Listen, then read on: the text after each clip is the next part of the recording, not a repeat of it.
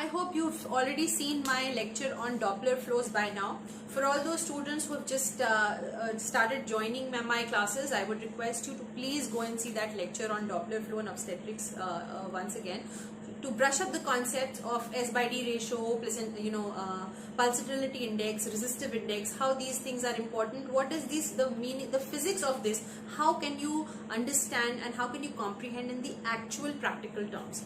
So it will make you understand in a more user-friendly way. So first of all, that lecture is very important. Secondly, to all my students who have joined my classes, I've already given you the Green Top guidelines of RCOG for this particular chapter. Just open to the algorithm which is given in that and try to be with me when I'm trying to explain it to you. Why do we need to screen for placental insufficiency? In my previous lecture, when I was telling you the different headings under which I'll be conducting my classes, there was one heading which told you about the risk factors. See, when a patient walks into your clinic, what you see in that patient is, of course, the history, the examination, and through which you get to understand if there is any risk factor in this particular pregnancy. And the risk factors can be as small as, maybe obesity or, undernutrition. It could be the patient is a smoker. It could be that the previous pregnancy had a stillbirth, or the previous pregnancy had a premature birth with an SGA baby. So it could be any risk factor, and then you have a way to club it as a major or a minor health risk factor as a cause of concern, and a cause that will prompt you to further undertake screening for placental insufficiency. So why am I screening for placental insufficiency? Is based upon this history that you've taken from the patient and based upon the examination that you did on the patient to understand whether this patient falls into one of the risk factors. So there is a whole table which is given over there of the risk factors, the minor risk factors and the major risk factors. So if there is 3 or more than 3 minor risk factors, or 1 or more than 1 major risk factors, it's a cause of concern. It's a cause of concern because as early as 20 to 24 weeks, you'll be able to pick those fetuses which might go in as on a journey of being fetal growth restriction pathological, and you need to monitor them even more closely, and you need to know it as early as possible. So for these patients, you will want to go for a placental insufficiency screening. So I have told you the background of why we need placental insufficiency screening. Okay, and it is beautifully, the algorithm describes you the whole journey. What will prompt you, what will you do, then what will you do? So everything is there in the guidelines. But how is it practically important, and what do you infer from it is what I'm discussing in this class. So one of the, you've understood that this has got a major risk factor, a major cause of concern, and I'd like to, start the screening for this patient. So the earliest screening for this patient will start as early as 20 to 24 weeks. Which artery will you choose for the screening? At that particular time, there is a first and second wave of trophoblastic invasion. If you do not know about this concept, it is beyond this class for me to, go back on those placental basics and describe to you again. But if your concepts are not clear, this can be a question in the Viva if at all you have a fetal growth restriction, case in your Viva. So please, if it's me as the examiner, I will definitely ask you about trophoblastic invasion. Just in case your concepts are not clear, please brush up those concepts, like what happens in the first wave, what happens in the second wave, what exactly is the clinical implication is what I'm going to tell you right now. So if the placenta has not had a trophoblastic invasion, that means the arteries over there, they're as resistive to the flow of the blood as possible. They do not have a compliant blood flow, and if there is the resistance vessels have not been, turned to capacitance vessels as we used to talk earlier, because the trophoblastic invasion has not been done properly, then the flow of the blood in the placenta will be restricted, and this is the marker for a baby which might have fetal growth restriction henceforth. Maybe the oligohydramnios will set in, or the fetal growth restriction is going to set in.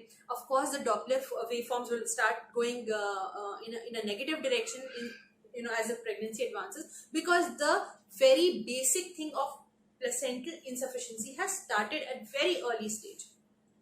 So this is the point in which you try to pick it up. So what we choose over here to show that there is a uterine, the invasion has been proper or not, we choose uterine artery for this. We choose uterine artery Doppler to show whether the invasion of the placenta or the invasion of the trophoblast has been proper or not by choosing the uterine artery Doppler waveform. And what do we see over here is the PI value, the pulsatility index of the uterine artery. Now, basically, this is actually a Doppler term or an ultrasound term. They have all those, values already fed in the ultrasound machines, in which they take out the pulsatility index that should be at that particular age, whether they are having less than 5th percentile or more than 95 percentile is what usually is already fed. And until and unless it's one of those, extremes, they will mention it as normal pulsatility index. But if there is a cause of concern, a cause to raise the alarm, that will always be mentioned, hopefully, by the sonologist who are doing the uterine artery Doppler waveform for you, and they'll see the pulsatility index. So once they have marked it as abnormal, that is given in your flowchart as well. They have marked it as pulsatility index is no abnormal. It is not right for that particular gestational age. What should you do then? Okay, then it goes towards, this is about uterine artery. What is going to take over now from that is going to be the umbilical artery, which is directly responsible for the fetus. So this is the second thing that has come into view, that is the umbilical artery Doppler waveform. Because this is finally showing the blood, the oxygen, the nutrients going into the baby to cause a small for gestational age baby because of placental insufficiency, which finally gets clubbed into a fetal growth restricted child. So this umbilical artery waveform, now why is it important, is because umbilical artery, like I said before, is the one which supplies the placental nutrients to the baby. It's in the umbilicus, the artery which is flowing, which is giving the blood directly to the baby. So that waveform is very important. Now, of very important mention over here is the plane in which the umbilical artery has been taken. Whether it was, and at what particular position the umbilical artery waveform has been taken.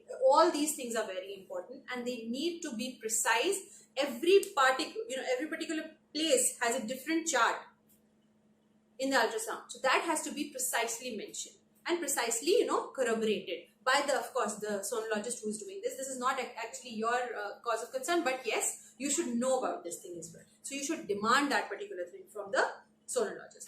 Anyways, right now we're talking about umbilical artery waveform, and what do we see here? Again, we take the pulsatility index. Earlier on, we used to talk about the S/D ratios, and I've elaborated it when I spoke about my Doppler waveform. But pulsatility index is the one which again shows the flow across the artery to the baby. So the more resistance there is, the pulsatility index increases more. The pulsatile flow, it increases more. So don't get confused that the flow is more. All right. So PEDF, suppose, now positive end diastolic flow. What is more important for me is the fact that during diastole, there should be a good flow. So absent diastolic flow or a reverse diastolic flow is not good for me. So if there is one of these conditions, positive end diastolic flow or absent end diastolic flow or reverse end diastolic flow, it demarcates placental insufficiency very poorly. As much as more than 50% of the placenta is showing placental insufficiency if you have reached the stage of positive end diastolic flow. If it has gone to absent end diastolic flow, more than 70% of the placenta is insufficient to supply the needs. And reverse method, it's almost end. More than 90% placenta is insufficient to provide for the needs of the baby, and you're looking at an impending death. So it's as bad as that. So first to come is positive end diastolic flow. Follows is the absent diastolic flow. You can still take 2-3 days here, but when it comes to reverse, I'm not going to wait, of course. For absent, I cannot wait. And for reverse, immediate termination of the pregnancy. Cesarean at that particular point to save the baby. That's the way to go. So, placental insufficiency, the screening starts as early as 20 to 24 weeks with the uterine artery Doppler waveform. What happens if it's abnormal? What happens if it's not? See, if it's normal, you will undergo a screening as usual. and then maybe follow up with 2 weeks or maybe a month screening of Doppler flow. But if it's abnormal, you have to now go and cling on to umbilical artery waveform. And umbilical artery waveform, if even that's abnormal, maybe bi-weekly, twice in a week. Fetal weight you have to do every week, and umbilical artery waveform, or let's say Doppler indices, twice a week. And then you have to judge how the pregnancy is further going.